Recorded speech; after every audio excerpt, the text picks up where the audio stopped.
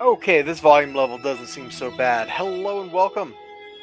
I am, of course, your host, Eliza Barr, and this is New Comic Book Day. Don't ask me why I'm changing my voice when I say these things, but I am. You know, it's kind of fun.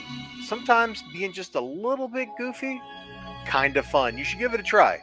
And that's what we do here on New Comic Book Day streams. We talk about goofy stuff like, I don't know, comic books. And I just found this notepad that had crazy ape action written on it. That's from when Manny Shape sent me something a while back. I don't need that piece of paper anymore. I don't need this piece of paper anymore. Man, you know, at this rate, I might be able to clean my desk. Whoa, wouldn't that be crazy? Why do I have so many sticky notepads? I don't know, man. This place really needs to get straightened up, and I'm right on the cusp. Like, for reals. For really real? For really real. So hello and welcome. I know we've been live for like a couple minutes and nothing has happened. And you know what? That's okay. We're just chilling out, listening to the endless, getting everything in order so that here in just a second, we can have a stream. We can have a little party. A party stream, baby. Because that's what we do. Where did that piece of paper go? I just had another piece of paper and it has vanished on me. There it is. It's the receipt for today's purchase. Also, here, I was talking about Manny Shape. There's a little card he sent with what he sent me. He's a pretty cool dude. Every once in a while he drops in, especially on Twitch. He seems to drop in on Twitch a little more than here. Don't know why that would be, but maybe he just likes Twitch better than YouTube. And who can blame him? YouTube is kind of a mess. And by kinda, I mean, it's really a mess.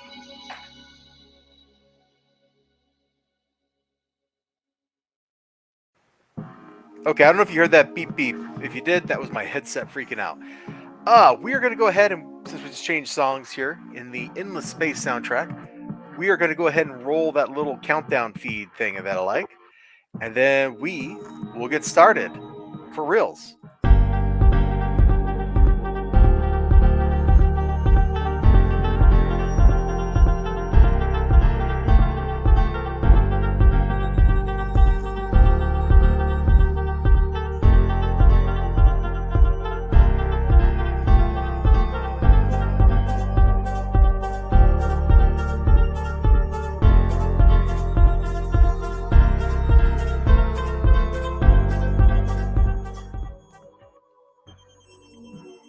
Oh, hey, hello. I didn't see you come in, eh?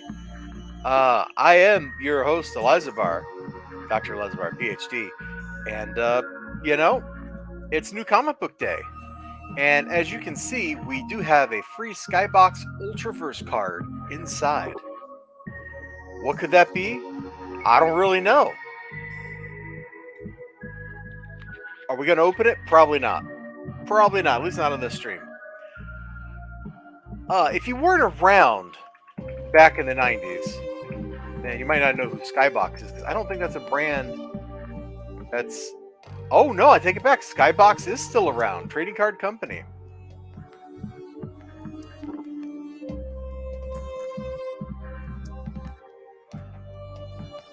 The Liggett Group, Tibet changed its name to Brook Group. It's been two subsidiaries. Impel, Liggett covered one. Impel covered its non-tobacco at the time. Impel Marketing changed its name to Skybox International in 1992, the same year the company appointed Magic Johnson as its spokesperson. Started making milk caps. Oh, yeah. You remember Pogs? No? Okay. You're fortunate. You shouldn't remember Pogs. They're stupid. Oh, shots fired. But the key thing to remember is, a little bit after whenever this came out, Marvel purchased Skybox, okay? Now you're like, why does that matter? It matters because I forget if Skybox was the first one or the second one, but Marvel ended up owning two separate trading card companies and then went bankrupt. If you can believe that.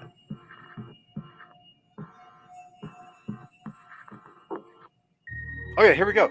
Marvel merged Skybox and Fleer as Fleer Skybox International. So, you just You just think about that for just a second. Apparently, the company still exists as Skybox, independent of all this other stuff. But think about that. Like, you own a trading card company. You can now produce all the trading cards that your heart desires. So what do? If you said, I'm going to purchase another trading card company, you were thinking like 90s Marvel. None of it made any sense. Not at all. Oh boy. So the Fleer Company, if you don't know, was a company that manufactured gum. And they put cards in gum, and they made gum for tobacco companies too, because tobacco cards were the original trading cards. So I'm just looking this up to see.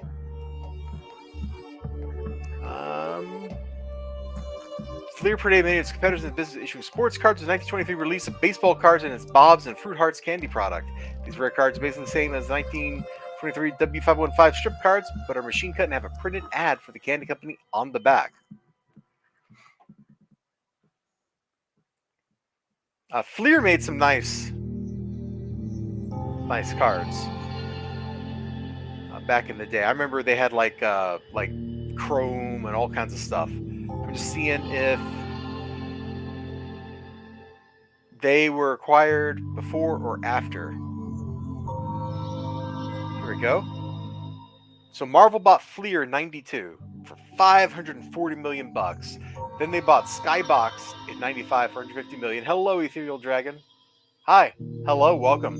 We were just talking about Skybox because we have a free Skybox Ultraverse card inside this packaged comic. Oh man, look at that. That's got like turbo switches or something on it, man. That's how you know it's a serious joystick. I never liked those kind of joysticks except on my Sega Genesis. I don't think it had turbo, but it was a serious joystick like that. I like that thing. It made playing Evander Holyfield boxing real easy, let me tell you. Although I dug it all out, set it up, and I tried to play Holyfield boxing again. And let me just say that I was really terrible at it, and I did not have the rhythm to stun lock the computer players.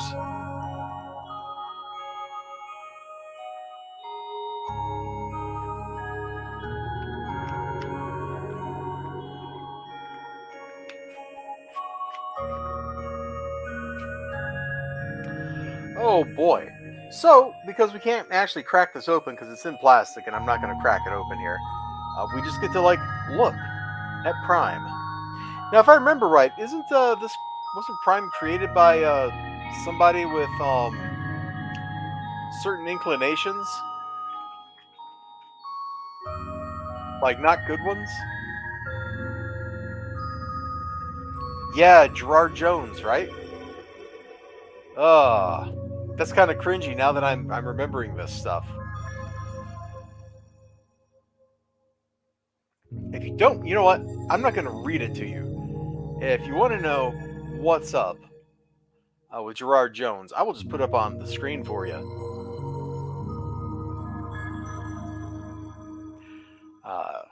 It's a little bit unsavory. Yes, Prime! I thought this was making me rich. You know, I have never read a single issue of Prime. I've read other Malibu books, but I've never read Prime. But I saw the Malibu book just sitting there with its Skybox Ultraverse card, and I was like, oh man, you know that I have to get this because it's still sealed in its plastic, and you know, maybe one day, Prime number 4 sealed up in plastic with its trading card right there, intact, will make me rich if I keep it sealed. That's the hope. That's the dream. It's completely silly, I know. Oh man, hello Jackson Zelda. Welcome to the stream. I hope you're having a wonderful, absolutely wonderful Wednesday, because, well, you know, I guess mine was okay, but I had a headache all day, and that really just kind of sucked. You know, headaches aren't fun. But you ready for the next book? I know you are. I know you beautiful people out there are going, Elizabeth, show us the next book. Well, it's another Malibu book. Boom! Exiles, number 3. Which I've never read Malibu's Exiles. I've only read the Marvel ones. So I don't know if it's a similar concept or not. Really pretty cool cover. We got like a big dude. Hope I feel good. Hey, I feel great, man. I just got out of the shower right before the stream. I had like that water hitting me like just shy of scalding. I feel a whole heck of a lot better. Get a big thumbs up right there for that. Heck yeah. So yeah, I don't know much about the Malibu Exiles, but it's a cool cover. We got a dude with a giant super gun. We got like a lava monster. I feel like I should recognize these people. And we got this Tusky dude here. Like, I'm pretty okay with what's going on here on the cover. You know? It's a cover that kind of makes you go, man, I wonder who's about to get crushed inside. Let me see if I can find like a really cool thing to open up to. Instead of just blindly opening up. Dude, there's like explosions on every page. You know what? Here we go. This has got a big explosion on it. Let's go with this one. Check it out. So we got dudes shooting over here. We got like the Cable knockoff on a motorcycle. Apparently it's a flying motorcycle coming down here to scoop her up as she's falling in midair. He grabs her. Whoosh. I'm sorry. I didn't see Bloodbath until... Who are you? Oh man, who's this guy? Who's the green guy? I don't know. Things are getting serious. She zaps him. Ooh. Thwam! Did it. But it took my last ounce of... Ka-choom! What a sound effect, dude. Just totally interrupt her thought bubble there. Ka-choom! I'm going to mute the mic for a second and take a sip of my beverage. And then we'll flip through. I saw some stuff I liked on the next couple of pages, so we'll flip over to that in a moment.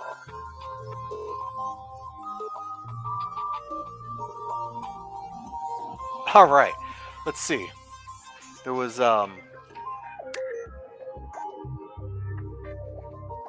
Yeah, I like this because it had the cool, like, lava dude busting through some glass up here. Like, I don't know who this guy is. This girl, my own, capture, my own. So, he's got a one-track lava mind. Absolutely one-track lava mind. Yeah, I like the way her hair's rendered here, actually. Although, let me tell you, from the experience of having long hair that's pulled back in a ponytail, number one, my ponytail is not as voluminous as this. Clearly, I'm doing something wrong. Number two, you know, there's a whole lot of little frizzy bits all around the edges of this, and that's totally not being captured at all in this stylized art. So we're deducting 10 points of realism from this. Like, you can't get away with non-realistic hair.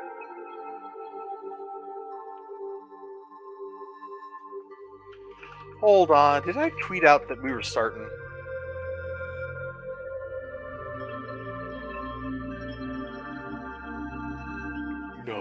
No, I didn't.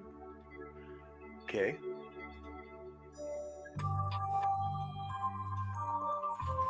We are live now. Should be going till the top of the hour. So come on by and say hi. Maybe that little rhyme will get people to come in. You know, come on by and say hi. Like, no, okay. The other thing that caught my eye was there is this lady. Whoa, okay, I didn't see this before. We got like an absolutely mad depiction of the sewers. Like, why is there a dead rabbit in the sewage being fed into a furnace? I don't know. It's absolutely crazy. Things have gone wild in this book. Let's see, where's the page I'm looking for? Oh, hold on, it's also a flip book, bro.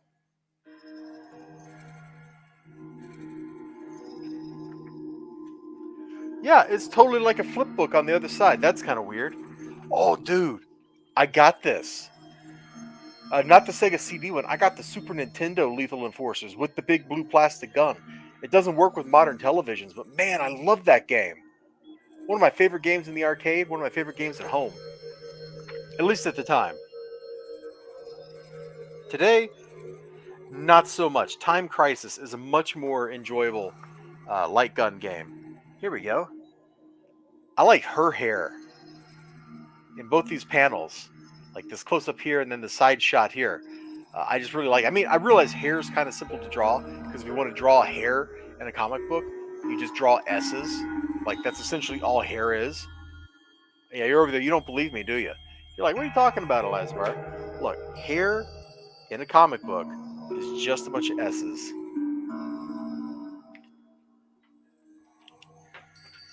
You know, you got like a head, right? You want to draw some hair, you just make little S shapes. Sometimes you got to like reverse your S's, which I'm really bad at doing. Hence why this looks bad. So, here we go. We're kind of getting it. Like, that's all hair is. You just draw little S's, and you've mastered hair. At least in comic book terms. And her hair looks really nice. I like the shading on it. The inking in it looks really fabulous. Good job. I'm going to go back and flip to the credits. You know, I probably have a CRT around here somewhere. I probably still got a TV that could do this. It's just not the TV I have up here, and it's not the TV that my Super Nintendo is hooked up to. Because my Super Nintendo is hooked up through a FrameMeister to the TV. So I can upscale through the RGB signal. It's really beautiful. You know, I should get a video of that sometime. I might have done that years ago. I don't know. But I should get a video of just how good Legend of Zelda Link to the Past looks through that setup. Anyway, I really dig like the way the lighting and all that works on her hair here. I think it looks really cool. The short-haired character looks pretty cool too. I always like that in comic books when they cast light down, and instead of like making the dark hair stay dark or whatever, they give it like a bluish cast.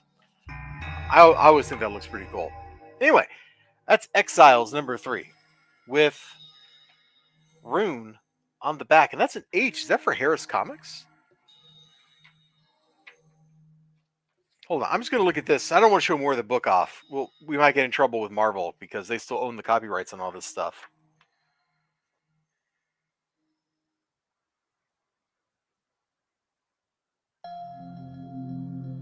Oh, neat.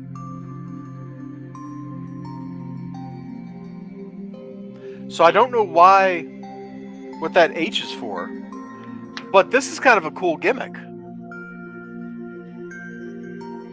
So apparently there's like all 11 titles that came out from Malibu had a piece of a cover on the flip side. So this right here, which forms a big 3x3 cover. That's kind of neat. That's a little bit of a wacky gimmick. I don't know that I like it, but that's still pretty cool. Oh, hey, since we're talking about old light gun games, what was the Aerosmith light gun? Was it Aerosmith or Guns N' Roses? That's what Google says. Revolution X, that's it. Oh, man. Yeah, this is it. Hold on. We're flipping over to Wikipedia. I like this game too. It wasn't nearly as cool as Lethal Enforcers at home, but in the arcade, this game was pretty mad dope. It was a ton of fun. There were like, if I remember right, there were like cutscenes and all kinds of crazy stuff going on. The members of Aerosmith are hidden throughout the game's international locales must be found in order to receive the game's true ending. Come on. How dope does that look? And if you think it looks stupid, you're absolutely correct. It's 100% stupid. That's one of the things I love about looking at these old comic books, is just kind of coming in and looking at the ads and remembering stuff. Like how cool this was. I played this in the arcade. I think I rented it too on Super Nintendo. Yeah. I totally rented the Super Nintendo port. I might have bought it at some point too, but it kind of sucked on the Super Nintendo. Like, not gonna lie, not gonna lie. Man, man, oh man. Un momento.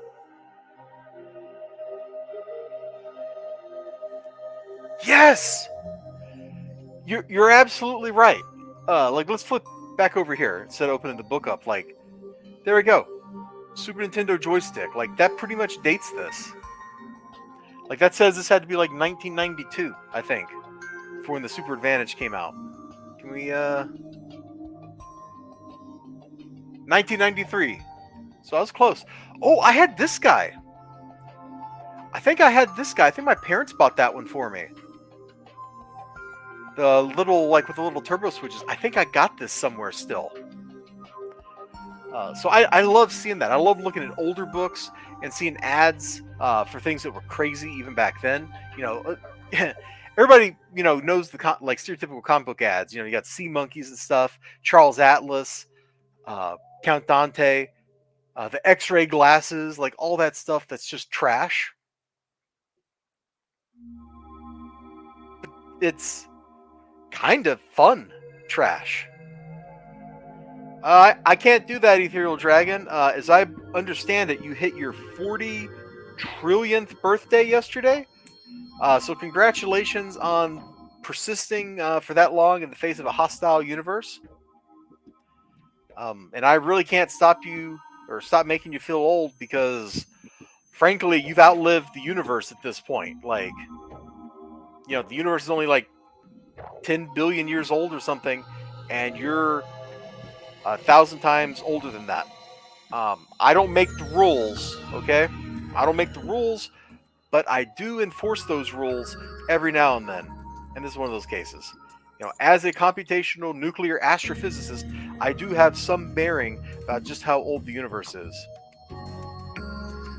All right, the third book I got out of this. Oh, I didn't even say it. Hey, when you go to a Graham Cracker Comics, which is where I do most of my comic shopping, on a Wednesday, you get 3 titles out of the dollar bin, which used to be the 75-cent bin, which used to be the 50-cent bin, for free. So this was free, this was free. I'm slowly collecting Malibu stuff out of those bins, along with old Valiant stuff and some other things.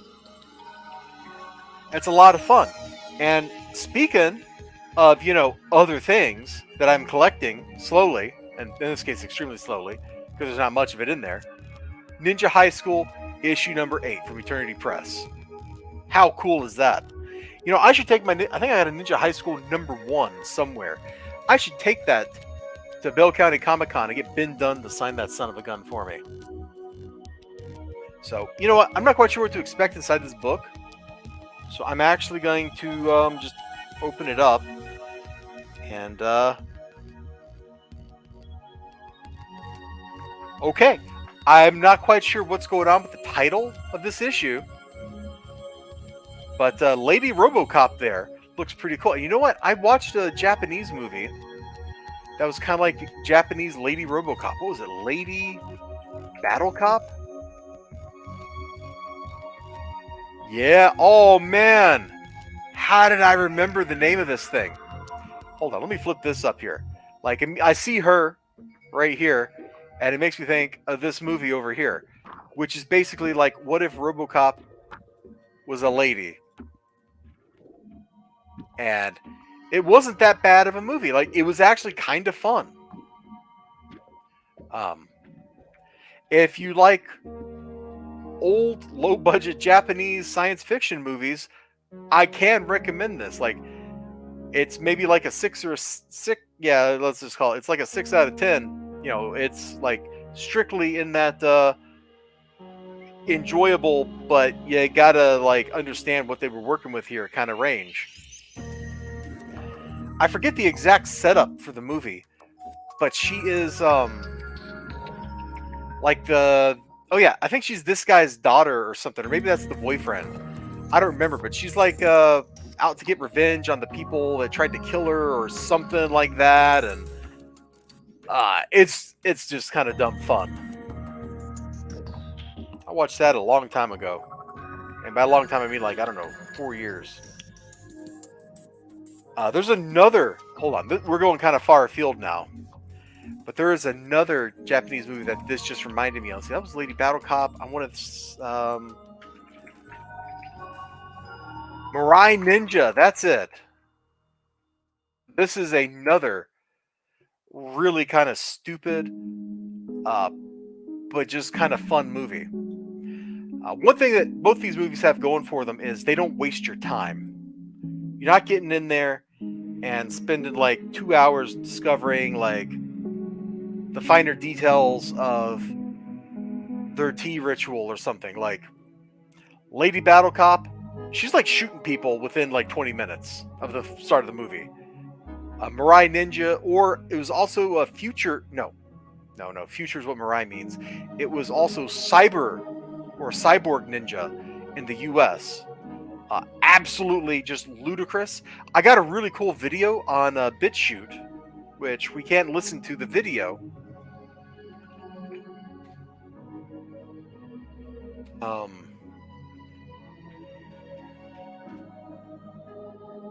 Oh, really? Really? Hold on. I think I got this on my Discord somewhere linked.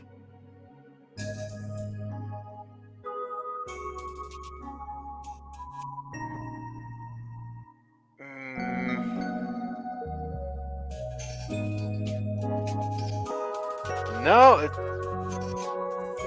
Oh. Nope, that's not it. Some Vulcan was odd to watch because it was just 3 minutes. Hey, sometimes that's all you need for your Sentai group.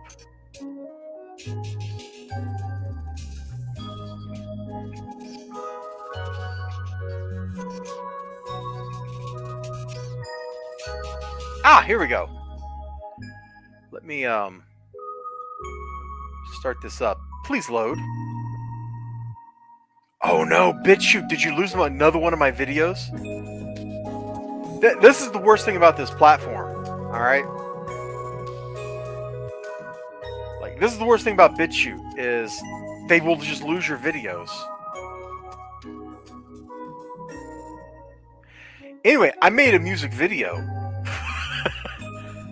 And by make, I mean, I basically laid this track over top of Cyborg Ninja, and it lined up perfectly with the intro. And I can't believe that we're doing this thing where you're just not gonna have my video. See, this is why I pretty much stopped uploading stuff to BitChute, because it rots. It rots right out from under you. Let me look at the JavaScript console. All right, refresh.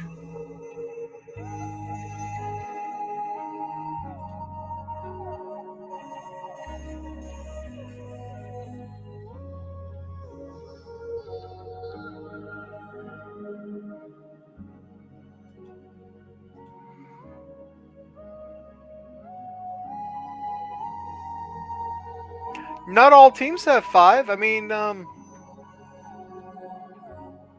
sure I can think of a team that doesn't.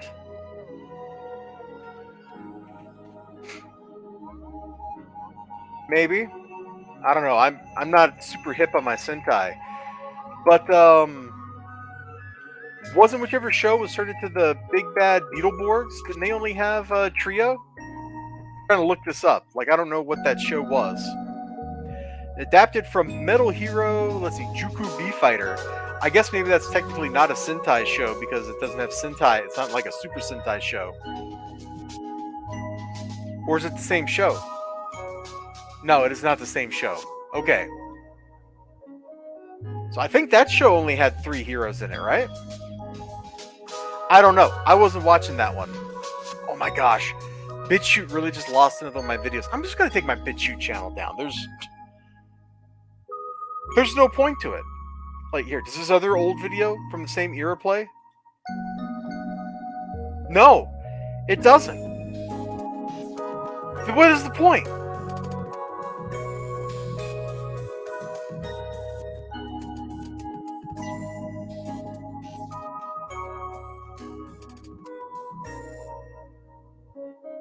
I'm sorry. We went off on a like a really random tangent there.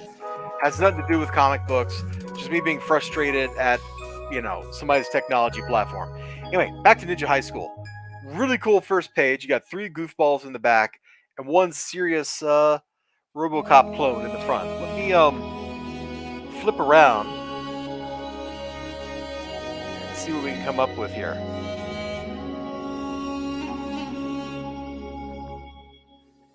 Just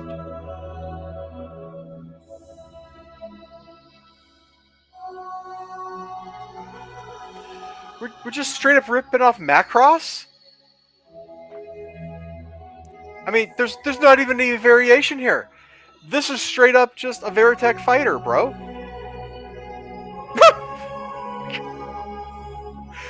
Oh man. Okay. My memories of Ninja High School, what little I read in the 90s, are very different from whatever. Every time I open one of these books, it's completely unlike what I remember.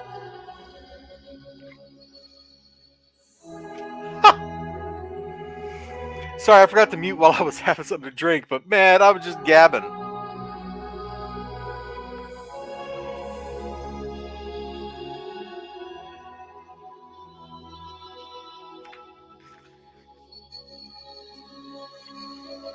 Okay. That's pretty cool over here. See, he said cool, and I said that was pretty cool. Did you get the joke? I hope you got the joke, because if you didn't get the joke, I'll feel real bad. Why was this being published by Eternity? Because Eternity is Malibu. I thought Antarctic Press had started printing stuff on their own prior to this point in time. Because this is like 93 or something. Huh. There we go. Skybox cards again. We can't get away from them. In fact, there's Prime. Like, come on, dude. Everywhere. Just freaking everywhere, dude. Well, anyway, that was that book. That is the stuff I got for free today. Now, I did buy a book. I mean, I didn't just drive all the way across town to get 3 free comics and pay however much in gasoline. Like, that would be really silly of me. Really, really silly. No, I went out there and I bought a book. And if you look at the stream title, Spice Must Flow, and I think the thumbnail is the Baron Harkonnen, like that should kind of give you an idea what I bought today. Dune, House Harkonnen, issue 5. Yeah. This should all be safe for work, so we're just going to open it up randomly. So we got Gurney Halleck rescuing his sister.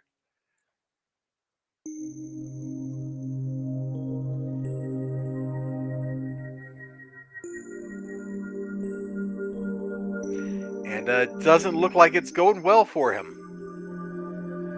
No wonder he has such a hatred for Harkonnens. We open it up to now. This is oh, who's this on the left? This is the Baron Harkonnen's brother, right?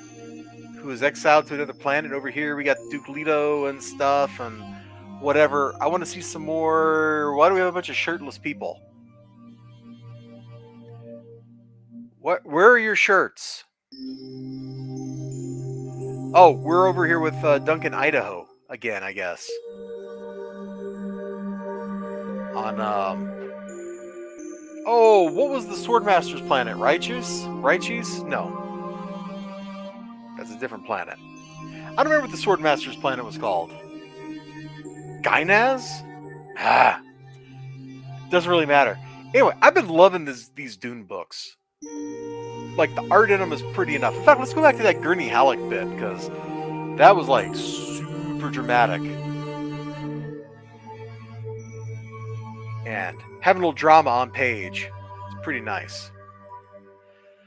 These Dune books have generally been pretty good. I never read the prequel novels, so this is all new material to me. I own a couple of them. I think they're downstairs on my bookshelf, unread, 20-something years later. Okay, don't want to talk about it. But, the art's been good. The story is basically new to me, and it's kind of fun revisiting these people, seeing what they were up to. Some of it seems kind of silly to me, but, it's kind of just whatever. It is what it is. But yeah, it's just been kind of fun getting more Dune, and in a format where I'm not sitting down and trying to churn through a 300-page novel or whatever all as quickly as possible. Like, don't get me wrong, I love reading a book, but I don't seem to have time to sit down and just really devour a book anymore. Not like I used to. Comic books are a little better because 20 pages is like a 5 or 10 minute commitment, depending on the quality of the book. And you can just like sit down, zip in, enjoy stuff, because your eyes do a lot of the reading for you about the mood, the color. The composition tells you a lot about what's going on. Whereas if you're reading the novels, this scene is probably like 22 pages or something, which, depending on how fast you read, might also be like 10 minutes. I don't know. I'm enjoying these in comic format. Let's just put it that way. And other people probably would enjoy these in novel format. And still other people probably think they're very silly because really Dune did not need an expanded universe. That seems like a mistake to me. But hey, it got Brian Herbert some money, and he probably needed the cash. We all need the cash.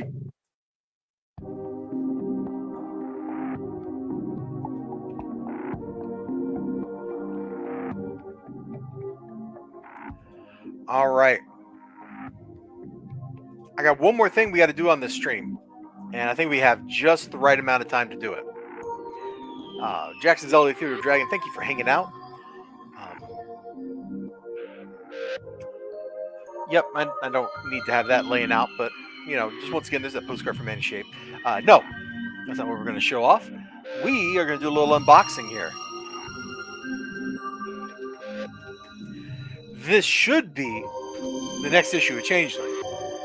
So let's crack this open and find out if indeed it's the next issue of Changeling. In fact, let's be real dramatic about it. I'm going to lay the scissors here, because I might crop this out and make a separate video. All right. I think that's been long enough. Hello and welcome. I'm your host, Lesbar, and this is, well, I'm pretty sure it's Changeling inside here, but we are going to use these scissors that I got at the dollar store, and we're going to find out. Look, sometimes you just need cheap scissors, okay? Now, let me pick this up, and I don't know if they're going to have, like, names or anything right on the inside. No, it looks like it is just inside the Gemini. See, nice little Gemini. We got Changeling, issue number 2, and Changeling, issue number 2. I don't remember backing for a variant cover, but I guess I did. This is the main cover, I believe. Also, what kind of savage bagged this? You're putting the tape on the front? No, my friends. It goes in the reverse, guys. It goes in the reverse. Don't be an inhuman monster. Bag your comic books correctly. Changeling, an urban fairy tale. And, oh, dude, I remember the work in progresses for this. They were pretty cool looking. And the final page, that's pretty cool looking. I dig it. Oh, man. That looks pretty cool. I'm just kind of taking it in. The glowing effect on all the leaves, I think, turned out really nicely.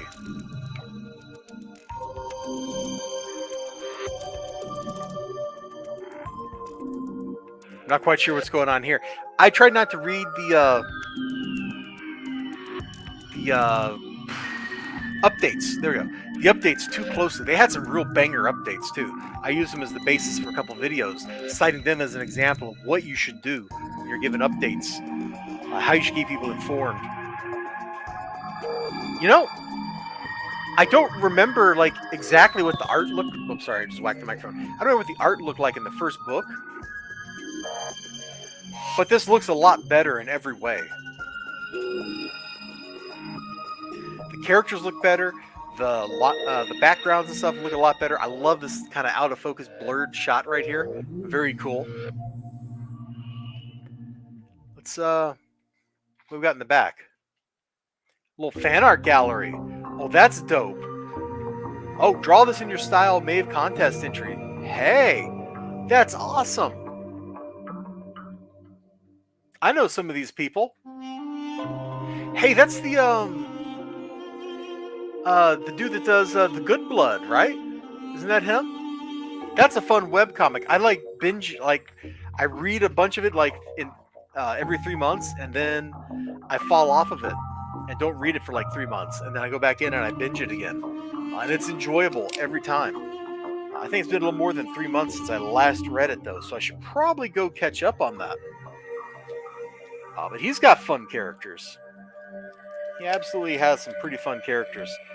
The title character in that, The Good Blood, maybe not really the title character, but the main character is like a blood mage. And so all of her spells are powered by blood. Kind of fun. I'm investigating like which side of this board is the correct one. Dude!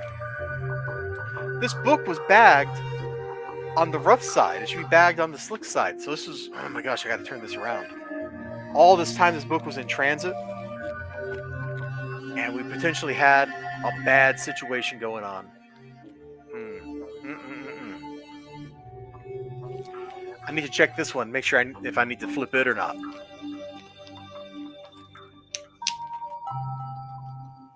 Yeah, I do.